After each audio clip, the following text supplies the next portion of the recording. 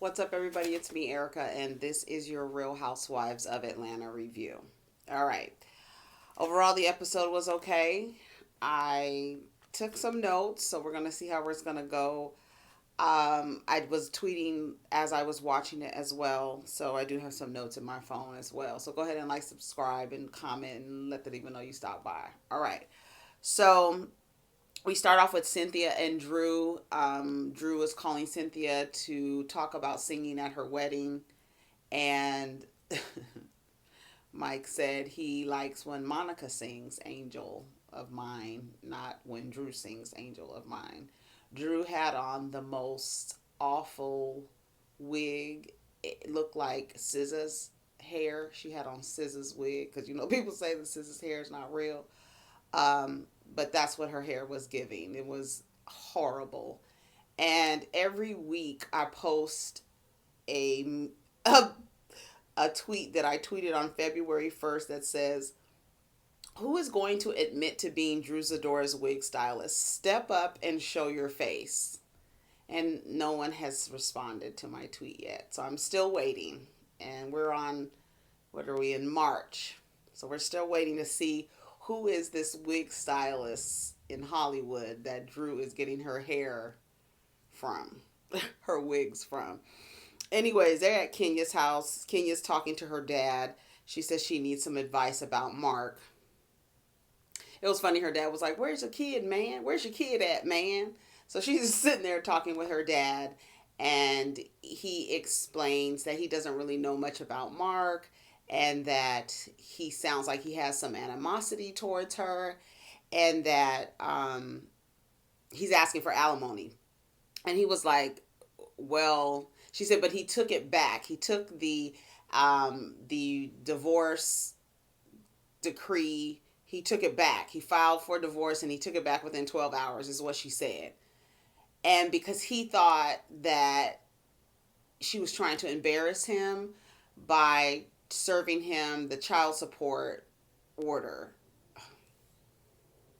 It's too much. It's just entirely too much. And it's a trip. And she was like, "He's never asked me for money before." And her father was like, "Well, if he put it down on paper like that, even though he took it back, that's what he wants." So whatever. And said that that was the ultimate betrayal. Mark, shut your ass up.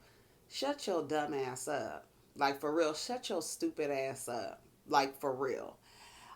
She said she just made it to her 3 year anniversary, and the dad was like, y'all been separated longer than you've been married. Hello, for half of the time. You've been together for 3 years. This is the breaking point, my dear. This is where it's usually at 2 years, but at your this is the time to make a decision, because this is too much. It's ridiculous. She said she didn't introduce Mark to her dad because she didn't think her dad would like him. First of all, the fact that he just whisked you off into some, you eloped, that was a red flag right there. That was a complete red flag. But she didn't think her dad and him would not get along. Okay. So she tells her dad she's going to go to therapy, and he says that he's been married, I think, did he say 39 years? And that communication is it. Everybody says the same thing. Communication. We actually like each other. It's like this is not, I don't know. It's just like everybody knows what you have to do. It is a trip. Anyways, Kenya meets with Drew, and Drew basically says that she wanted to bring her daughter. And she wanted Kenya to validate her feelings, and she wanted Kenya to understand where she was coming from. And Kenya was like, "Your feelings are valid. I don't have to." First of all, the hat, the wig, it just keeps it gets worser and worser, and I just don't understand what's going on with Drew. But just her, the way that she was coming at Kenya was weird. The whole scene was weird, and it was all she really. And I feel like it's probably the way she fights with Ralph. She wants to be heard. Well, you're not letting me talk. Well, girl, I told you about my husband and the story that you wanted to talk about. We can't talk about. So I've already shared with you that. And then Kenya also says, you came up with the realest and the fakest game, and it looked like you were coming towards me. And once again, Drew was like, well, you're just not letting me talk, girl. And as Kenya was walking up, she was doing those singing exercises her and Ralph were doing at the beginning, doing the vocal exercises and stuff, which was weird. I thought it was weird. Why are you doing that here? And I was like, why is she doing that? But she getting ready to talk with Kenya, so I guess so. So Drew mentions the private jet, and she tells her that, well, I wanted to tell them myself. So basically, like I said, Kenya told her to see if she would tell anybody, and she did just that. And so now Kenya was like, well, now I can't trust you. Didn't I tell y'all that? All right. Then Drew said, well, the final straw was, and Kenya was like, the final straw? Kenya basically told her, girl, you just seem like you're real pressed. And she was like, well, I was trying to ask you about your marriage. See, the reason why it's good that Kenya didn't share with Drew too much about her marriage is because she keeps coming at her marriage in the confessionals, and she's always mentioning something about her marriage. So it's good that she didn't share too much about her, because she would be throwing it in her face. Because the little that she does know, she keeps mentioning it as if that it is that's the dig that she's going after, the marriage. And you see next week she coming to Toya, her and Toya going about back and forth about two ain't shit niggas. Like, y'all really, like, come on, y'all. Like, it's a mess. Anyways, so Kenya says, girl, your feelings are valid. Like, she was like, I'm just telling you how I feel. Okay, but you want Kenya to say, I understand how you feel. So Kenya was like, okay, well, how's your husband? And she was like, oh, we're good. And Drew just snacking. We're good. I was like, girl, relax. Anyway, so she says, you don't have to get it. You don't have to get it. Kenya's like, well, isn't that a part of you wanting me to understand where you're coming from, is that I have to get it? So what is it, Drew? Like, and Kenya was there like, I just don't get it. I don't understand. What is going on here? Like, what is your problem? It was really weird. She was like, I felt what I felt. You can hear her because they're going back and forth, saying how long they were talking over each other. And then she was like, well, I am a great listener. She was like, Kenya was like, girl, yes, you're a great listener. You're a great mom. I didn't say I was a great mom. It's like, girl, relax. It was too much. And she was like, I didn't say that. And then so she says something in her confessional as to why Kenya has issues. That's probably why she has issues. In her confessional with that blue on, she looks a mess. And with them blue contacts, a mess. It's just a mess. And so Kenya was like, let's get the check. And then Drew was like, let's wrap this up. So then the lady brings the check, and then Kenya was about to pay. And Drew was like, no, we can split the check. And Kenya was like, girl, I don't do, what are you talking about? We don't do no shit like this. There's two sides to this. And it didn't matter what side Drew took. Kenya was going to call her a broke bitch. It didn't matter what side she took. If she would have let Kenya pay for them, she would have called her a broke bitch. If you split the check, she would have called you a broke bitch. So you wasn't going to win with that. You was going to be a broke bitch regardless. And telling by them wigs, girl, only time will tell. Only time will tell. So Kenya got her ass up and left so fast. Even Drew was in the middle of packing her stuff. She was like, oh, okay. Okay, bye. Kenya was out of there. Drew was still sitting there trying to drink her little cranberry juice. A mess. I felt so like, girl, you are pathetic. Oh my God. Why would you bring the thing with the daughter up again? You know what happened at the party. So why are you bringing that up? So you're trying to connect with her on a mom level? Is that what you're trying to? It's like, girl, okay, Drew, whatever. So they get to the pumpkin. Oh, so as Kenya was driving away, she was like, I can't stand this girl. She talks so damn much. And she was talking, and it was funny because she really wanted Kenya to validate where she was coming from, validate her feelings. And Kenya was like, you don't need me to do that. Your feelings are valid. You can feel how you want to feel. You want me to validate you. I'm not about to do that. You're a grown-ass woman. Stand in your own shit, Drew Zadora. Anyways, they had the pumpkin patch. When they're at the pumpkin patch, they seem like to have a good time. But every person that walks up, Candy wants them to know that they're on page 6. Cause yeah, you and Don Juan, y'all did it. Y'all did a good job. Candy, we in page 6? Did you see we was in page 6? Did you see we was in page 6? Did you see we was in page 6? Did you see what they said about us in page 6? Girl, did you know we was in page 6? Did you see what they said about us? Girl, we get it. We got it, Candy. Thank you. We saw what was in page 6. Thank you. You and Don Juan got it to page 6. Even Kenya was like, girl, it wasn't me because, I mean, if it's going to be Scott or TMZ, then maybe. At least she tells the truth. At least she tells the truth. That's the one thing about Kenya, bitch. She will tell you, if I did it, it would be in B Scott or TMZ, girl. I don't do page 6. That's not my deal. It's Tanya. So Tanya fled the country they was talking about, and Tanya said at the thing that she had went back for snacks. And Shamia, you are a cheerleader for the. I'm starting to think something is wrong with you. I'm starting to think, and you don't want to be on the other side of dumb where Portia sits. You on the other. You about on your way to the other side of dumb where Portia sits. How the hell is you like? Oh, you putting on. No, they played the tape. She said she was having snacks with Portia at 6:00.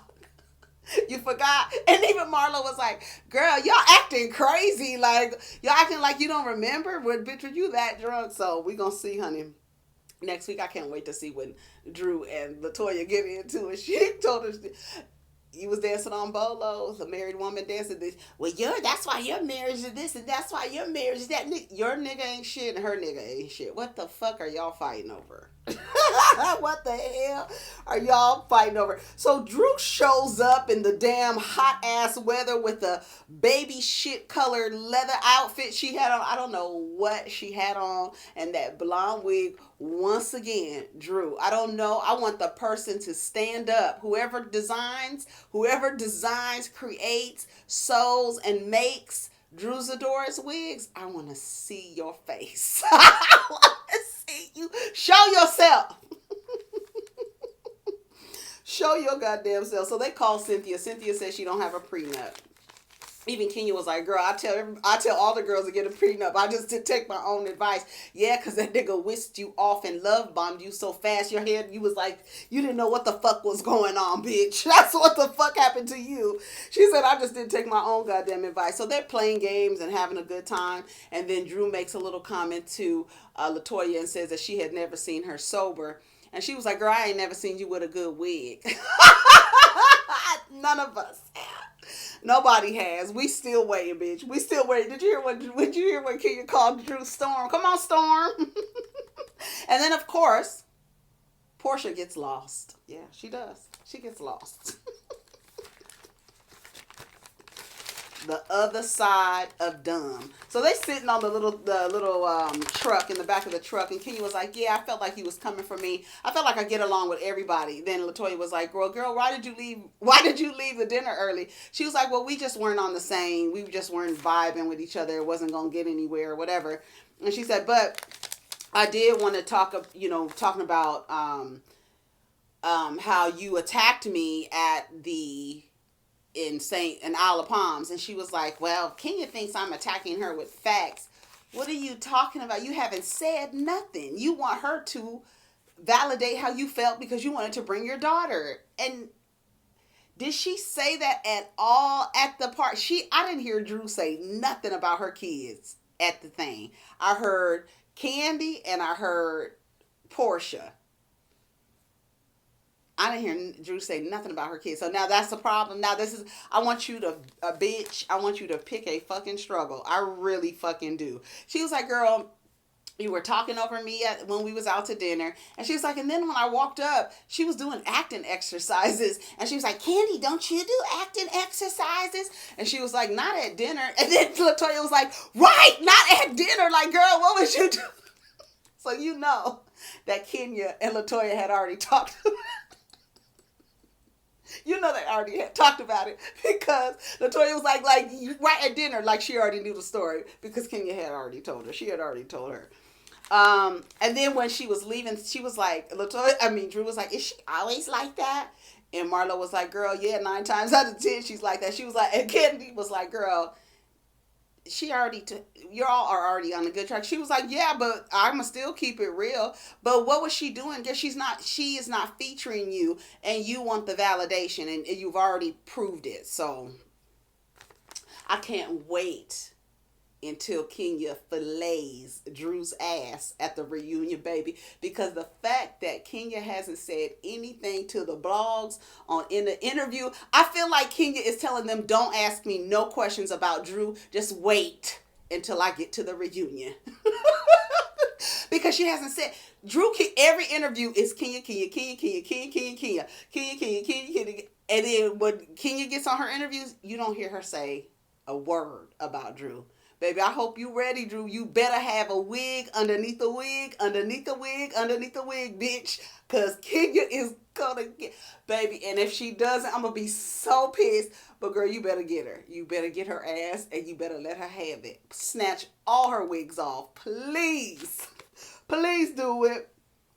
So Portia's late ass. Shamia wants to wait for Portia. I would have been like, Portia, go home. We all going home. I don't know why they waited for her, but I guess she needed to make the scene so she can get paid, child.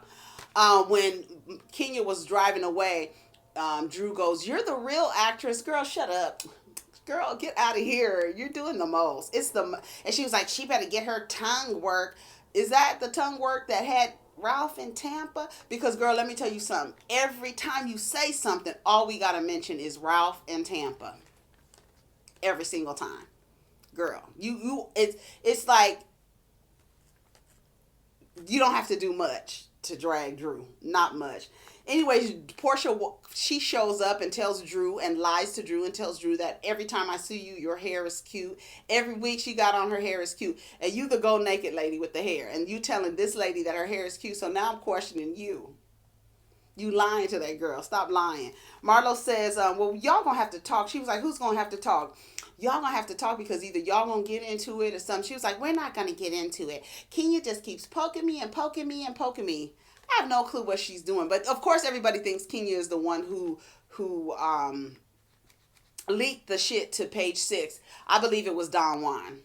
Because you can't say that you was trying to hold everything in, Candy, when you was sitting there talking to Don Juan the day after with 2 cameramen right there. Talking about it. Talking about what happened. And what I tell y'all about Candy. Y'all think Candy is holding that. You think she can hold water, but she tells everybody else. She don't tell the girls within the circle, but she tells everybody else. And we got a glimpse of that. We sure did get a glimpse of that when Candy, Todd, and LaToya and Don Juan was sitting there. And Candy was like, has Kenya talked to you about what's going on with her? Yeah, mostly. She's told me some things. And then Candy said, oh, well, did you hear that Mark, he filed for divorce? And then she was like, oh, so she did tell you that. She's like, oh, yo, so she did tell you that too. You told her that without even knowing that Kenya had told her. That's why I've been telling y'all that bitch ain't shit. I've been telling y'all Candy ain't shit. Y'all think Candy is she holds shit. No, Candy is sneaky as fuck. And you notice every time somebody walked up to that damn pumpkin patch, she was letting them know, did you know we was on Page 6? You was happy at the work that y'all did. But now you're going to let Kenya be the scapegoat.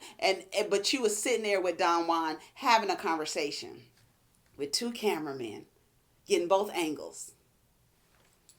Girl. And we saw how you sat there with LaToya and told Kenya's business. And LaToya was not... So LaToya let you know that you done told some shit that I already knew, bitch. Booyah. There you go. There you go, girl. There you go, honey. Okay? So anyway... After that, what happened? So Kenya went to the therapist. So she's unpacking her relationship. Her issues of being rejected, wanting to feel seen, being acknowledged, and what is leading her into unhealthy relationship. There are so many men, women, and everybody in between, non-binary people. Everybody needs to understand why they repeat patterns in all of their relationships that are unhealthy and toxic. And what do we always say, and what do we always know? And based on all the work that we've done and you've done and I've done in therapy, it all goes back to childhood. And your caregivers, whether they were there or whether they weren't there, when they were there, how were they treating you? When they weren't there, now you're dealing with abandonment. Even if they are there, you might be dealing with not feeling seen, not feeling heard. There's a lot of shit, and it repeats itself in your relationships. Everybody knows that. So now Kenya, which I'm surprised hasn't been in therapy before this, she should have been in therapy after Matt. Yes. Kenya also shares with us that she started getting in trouble when she was younger, getting into fights all the time. Good. I said, okay, Detroit, okay. And she saw herself in maybe was her first. She didn't say it was her first abusive relationship, but at 15, I'm probably thinking that it was her first abusive relationship with a man 11 years older than her. You know, I was sick when I heard that. So you was basically in a statutory situation. I didn't like to hear that. I always knew that Kenya was in a abusive relationship, but I did not know it was when she was uh, in her mid-teens. I did not know that. That was really sad. So she says she felt invisible, that she wasn't protected, and she went looking for love. And in her relationship, she's always the bad guy. We can go really deep into why she thinks she's always the bad guy. But she says that these people were trying to be cruel to her. People that she loves and that she cares for are being cruel to her. And she also made it a point to say, and I treat people differently that I don't care about than the people that I do care about. But the people that you do care about are being cruel to you. And it's because of all of the others. All of the other issues. She says it's always angry communication when it comes to Mark.